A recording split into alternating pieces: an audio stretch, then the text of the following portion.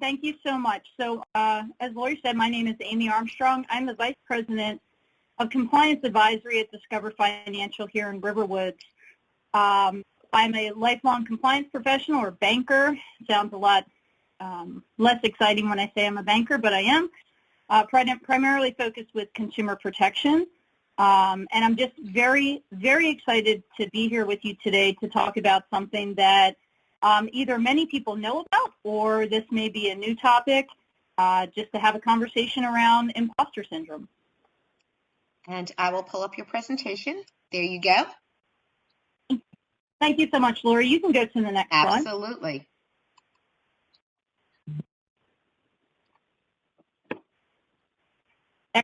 So what is this exactly? What is this imposter syndrome? I actually tend to dislike the negative connotation that comes with the word syndrome. I feel like this is more of a shared experience, and hopefully we'll all agree with that by the time the presentation is over.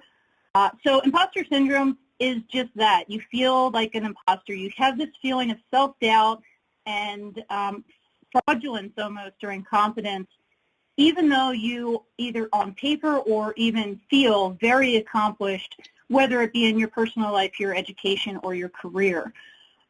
This is definitely, it shows itself through self-talk or, in my example, description of yourself to others. So I, on paper, again, very, very accomplished or successful in my career, but I often start my elevator pitch of myself this way. So I'm a lower class or lower middle class kid from New Jersey who happened to get very lucky because I didn't have an opportunity to go to college, but I landed a very good job. I was just a waitress, but someone at the Federal Reserve saw something in me and took me under their wing. So all of that has nothing to do with my own abilities or my own inherent talents or skills. It's very much based on external forces or someone else coming into my space to help me. I kind of liken it to, when I describe this to friends, it's as if you went to a party, very exclusive party, but you weren't actually invited, but you snuck in through the back door. And while you're very much enjoying the party and the conversation and the music and the food, there's always this sense that maybe the host or someone else is going to point you out and you're going to lose all of that because they're going to find you out, that you weren't actually supposed to be enjoying any of this, that you didn't deserve to be there.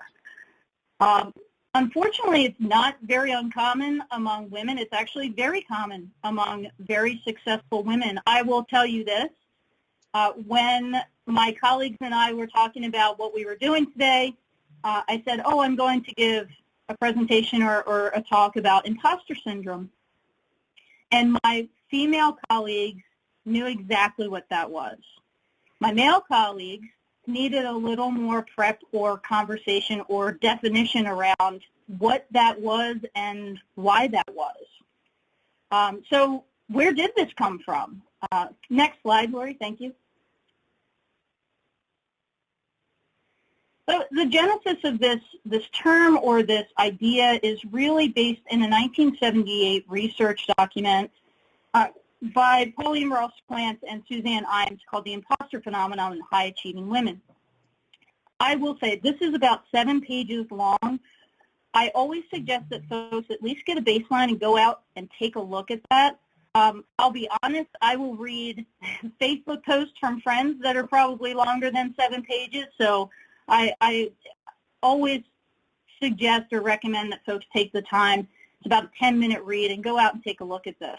This really is the first time anyone is defining or discussing what that feeling is. It gives women language to describe, you know, hey, I'm really successful, but I don't feel like maybe I should be. And why don't I feel like I should be?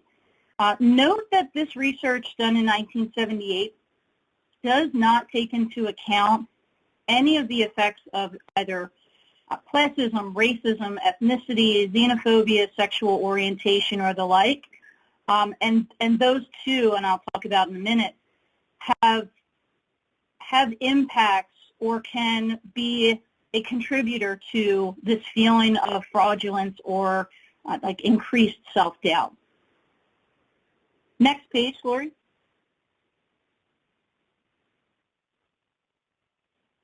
So like I said, it gave women a language to describe what this was or how they were feeling. Not just women, lots of women. Lots of women who we know, who we respect. Michelle Obama, former First Lady Michelle Obama, has been very candid and open about her experiences with this imposter syndrome. Quote, "I had to overcome the question, am I good enough?" Many women and young girls walk around with that question in their minds. I overcame that question the same way I do everything, with hard work. I decided to put my head down, let my work speak for itself. I felt like I had something to prove because of the color of my skin and the shape of my body, but I had to get out of my own way. It never goes away. It's sort of like, wow, you're actually listening to me. I'm just Michelle Robinson, that little girl on the South Side who went to public school. And that last paragraph, or that last phrase at least, resonates very much with me. I identify with that very much. I'm a first-generation college graduate. My mother was a first-generation citizen. So it's very powerful what you bring with you from your past and what you take with you into your future, and how that kind of shades what you say to others or how you feel about your own accomplishments. Next page, Lori.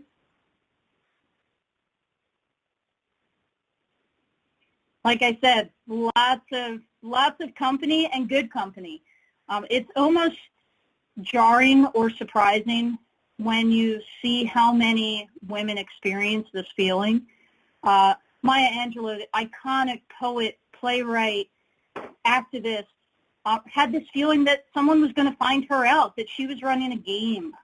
And this was after writing 11 very instrumental works. It's unbelievable in some ways. Meryl Streep, why would anyone want to come and see me in a movie? The greatest, one of the greatest actresses of all time. Jennifer Lopez sells millions, tens of millions of albums. She still doesn't think she's good at this. And one that I think most of us on this call can probably identify with, Amy Poehler saying, hey, you know what? You're never going to climb Career Mountain, get to the top and scream, I made it.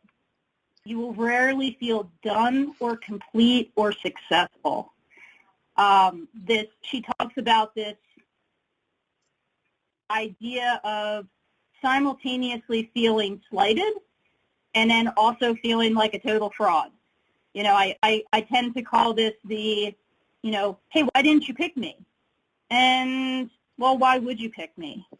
And that's hard emotionally and mentally to be in contradiction mentally almost at all times. But these slides, again, I put together to say, you know what, yes, this is a feeling, yes, this is real, and it's also real for a lot of people. Next slide, Lori. Thank you. So why do we feel this way? Or why do 70% of us feel this way? There's a wonderful book called The Secret Thoughts of Successful Women, Why Capable People Suffer from the Imposter Syndrome, How to Thrive in Spite of It. A fascinating read. Again, I always recommend this. I suggest this to all of my colleagues. It's by Dr. Valerie Young. So she at least gives us these types. And you probably see yourself, at least I do, at least in 2 or 3 of these. You see yourself in these types. And once you see it, you can address it. I say this to my teams all the time. It's like that first step in a 12-step. Like once you acknowledge it, you can actually start to formulate improvements or actions around that. So she starts with the perfectionist. I did this 2 weeks ago, 3 weeks ago. How many of you have sent an email, but you had a typo or a grammatical issue, or you used a contraction and you swore that you should have spelled that out? and you're desperately looking for file, recall, resend. That's part of the perfectionist coming out of you. You primarily focus on how you do things. You're not reaching out necessarily to others, and you're spending a lot of time and energy in getting it not just right, but your idea of right. The natural genius. Maybe you pick up things very easily. You were an amazing student. You were a prodigy type child. So you believe that everything should just come naturally to you. Hey, I'm in banking, but why don't I understand quantum physics? I should just easily understand that. It's an unrealistic expectation on yourself that can start to show itself in things like stress or anxiety. The soloist. Why not do it all by yourself? Because you feel like you should do it all by yourself. If you can't achieve it by yourself, you consider yourself unworthy or a failure. Not that you won't work in teams, but you feel like you should be the driving force, or you should be able to accomplish this regardless of a team. I am definitely guilty of being the expert in Dr. Young's analysis or assessment. Before you consider your work success, you have to know everything about it. You want to know everything about it, and you focus so much time and attention on knowing everything that it actually starts to detract from your main goal. So you find yourself in those 100-hour work weeks focusing additional time on the main goal because you spent so much time leading up to, quote-unquote, trying to know everything. Superhero. My sister is a superhero. She needs to be, or expects to be, or thinks everyone wants her to be the best mom, the best friend, the best sister, the best daughter, the best parent, and anything self-inflicted failure is a disaster. You know, it speaks to your inadequacy, or it highlights that incorrectly, but it highlights that. Again, all of these things have one thing in common. It's vulnerability. It's kind of a buzzword bingo word to use. Everyone's talking about vulnerability and leaning in, and Brene Brown talks a lot about vulnerability.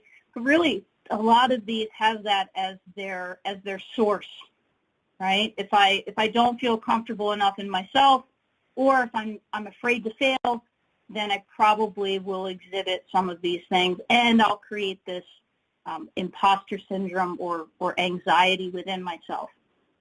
Lori, can you flip to the next slide? Thank you so much.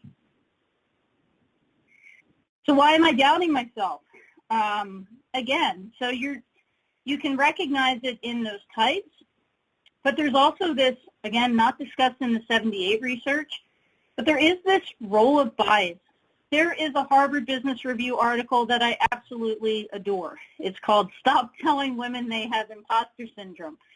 So it kind of detracts maybe from my talking points, but it's very telling in its concept that, you know, there is a big difference between doubting your own abilities, which in some ways can be natural, or being made to feel as if because of your gender or your race or your identity that you're somehow unworthy of the position or accomplishments you have. We're very aware that women and minorities have been systematically, essentially told to stay at the bottom, or that we just were inherently not good enough for certain things. So it's understandable that we may feel less than sometimes, but also important not to confuse that with the reality of your accomplishments. The bias and institutional racism can also play a significant part in these imposter feelings. So I call it a stacking. So if I already feel doubtful of my own accomplishments, experiences, education, and I compile that with potentially the outside world's bias on my gender, or bias on my ethnicity, or bias on my sexual orientation, then it feeds those imposter feelings. One of the most important things someone I have it written down on a 3x5 card. I have many things written down on a 3x5 card in my office. The way people treat you is not a reflection of your abilities. And I take that with me. I share it with my family. I share it with kids. It's so very true. Hard to listen to sometimes. You have that bad best friend in your mind who may be constantly telling you that it is a reflection of your abilities, but it really isn't. The language from others is not your internal language. Don't make it your internal language. Lori, if you can move to the next slide, thank you.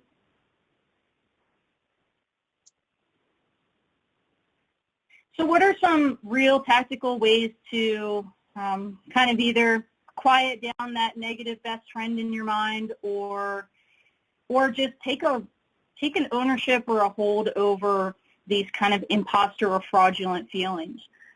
The first one has probably been the most important and the most meaningful to me. It has impacted the way that I internally speak to myself, think about things, interact with others, and absolutely describe myself. Change the language. You're not lucky. You're capable, you're hardworking, you're intelligent. You're all those things inherently that come with you as a person. You're not lucky. It diminishes and disregards things that you know you've done to get to where you are, whether that's personally or professionally. Write down your successes and recognition. That sounds trite, but it's really the opposite of that has helped me and others. Write down when you avoid it.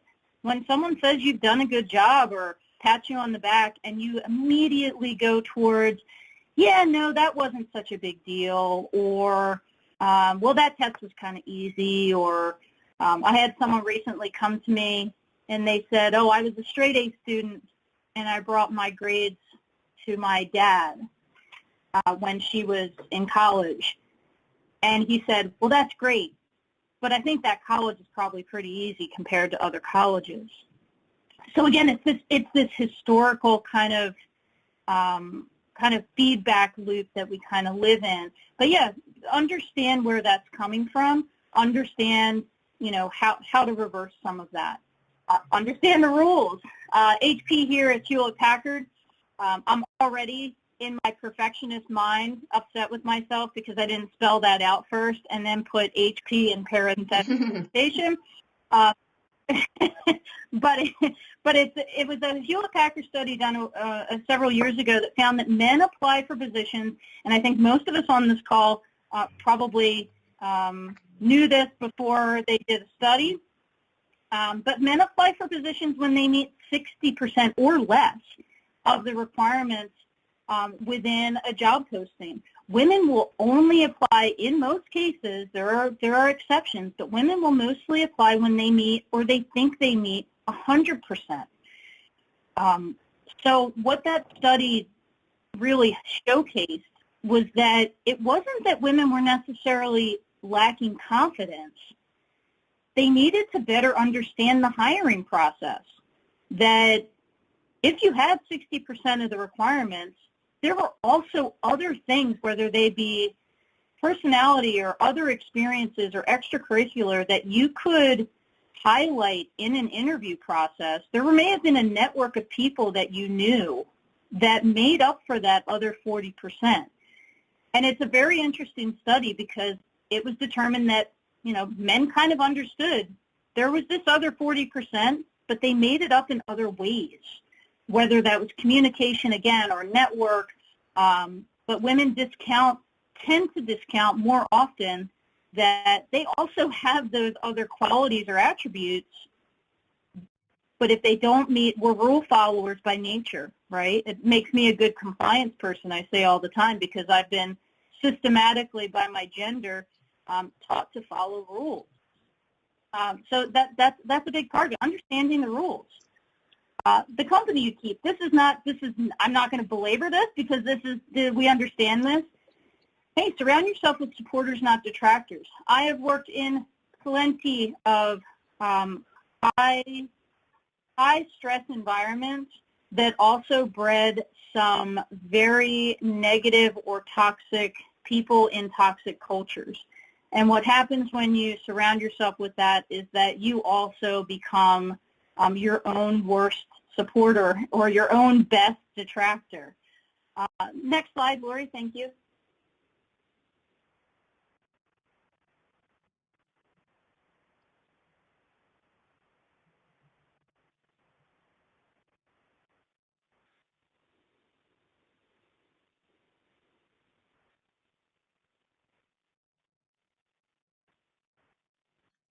Am I now having the same trouble as Kate did? No, I flipped the slide. We're on slide 9 right now. Okay. Let me see if I can. Silencing the self-doubt. Yes, I'm back. Okay. If you leave this up too long, fun fact, it will freeze and it will not advance anymore. But we're back on track. So avoid comparisons. Very, very difficult to do. I understand that. Everything is a highlight reel. I see it constantly with friends and family, whether it's Facebook or it's Instagram or it's even LinkedIn. You're not seeing the hard work or the struggle or the failures, which are very, very important and lead up to a lot of those successes in those type of outlets. So as hard as that might be, try to avoid that, or at least understand that the highlight that you see is probably related to a whole lot of lowlights that added up to get that person to a highlight. No different than all of us. Understand fears, especially old ones. I talked about my friend with the straight A's. Your ego, it's been proven, will react to rejection or criticism in a very similar way chemically as it does to death, which is fascinating, actually. And you'll learn to protect yourself against that feeling, obviously, because who wants to feel that feeling? So I advise folks I mentor and say, understand and work through some of those limiting beliefs created not by you, but created by others, whether it's back into your past or it's yesterday in your boss's office, or just kind of work through or understand where those things are coming from. It also harkens back to the belief of others is not your reality necessarily. Take the good from it, but leave everything else behind. And the most important thing that I have been able to use or at least explore myself, trust your own decisions. Women especially have been so socialized to feel like we either have to bow to someone else's authority or we're not expert enough to make decisions, that there's this, underlying lack of power or authority. Understand your authority and your power. There's also this idea, her name is Christina Whitaker. She is the founder and CEO of Pivot Brand Group. She does a fabulous TED Talk about imposter syndrome, but more importantly, this idea of what she calls imposter syndrome 2.0 or the murky middle. So if imposter syndrome is this feeling of, I don't belong in the room because I'm not smart enough or intelligent enough or experienced enough, the murky middle says, I don't belong in this room because I do have skills and abilities that need to align to a higher or better purpose in my life. And I know the panel before us talked about COVID and the impacts of that. I am someone who's a fan of thinking or saying that I think there's a lot of women and men too who are experiencing the murky middle right now. We hear about the Great Resignation. This is a hard decision to make, right? Maybe it's not imposter syndrome. Maybe you're not feeling self-doubt. Maybe you're feeling this feeling of, no, I am capable and I am experienced and I have all of these attributes. Maybe I just need to align those with some kind of greater or bigger purpose that aligns with my values or my non-negotiables. So So again, very, very interesting. Christina Whitaker is her name. I always recommend that TED Talk. It's fascinating and it's powerful. Next slide, last slide. Okay, here we are. Thanks, Lori. So again, it's power, not permission, right? And that sounds trite, but it really is true. Kamala Harris said it in when she was on the campaign. You never have to ask anyone permission to lead. When you want to lead, you lead. And that's so true also for decision making, right? I don't have to ask permission to make a decision, especially about my own life or my own career. When I want to make a decision, I make a decision. Essentially, I've had friends who say, yeah, it's life and you can't mess it up. You know, don't let somebody else mess it up. You can't mess it up. So that really is, that's my presentation. I got in at 4:35. I'm exceptionally proud of myself, to be honest. You are funny. So well, I just want to say what a terrific presentation that was, Amy. It was so valuable and so very important. Appreciate you so much and taking the time and what you expressed. It was fabulous. In the essence of time, we are going to grab one question from the audience that just came in, and just give me a moment. I'm going to ask this of you. It's from Deandra. Do you think women's greater proneness to experience shame makes imposter syndrome more of a problem for them than it is for men? And that will be the one question we'll get in for you today. Thank you, Amy. Oh, no problem. My fast answer to that is absolutely. It's all of these feelings that are almost, I hate to say it, but inherently gender-based because they've been historically gender-based. Things like shame or less than, or, you know, I don't deserve a seat at the table. I'll be honest, I never worry about how well I do the laundry, right? No one ever, I don't feel badly about that, because there's an expectation that I'd be good at that, or cooking or cleaning or things of that nature. But absolutely, yes, I think shame and many other distinctively, unfortunately, female characteristics put on us by other people absolutely feed into that imposter syndrome. Thank you for the question. That's a great question. It is a good question. I agree with you. And thank you, Amy. Thank you for being with us today. Thank you so much. I'm going to just wrap up with our thanks to everyone, and I appreciate your time today. And I'm just going to move on to our wrap up. So I would like to say, on a high note, we've just had a fabulous meeting. I would really like to thank all of our speakers today, both our panel members and our keynote members.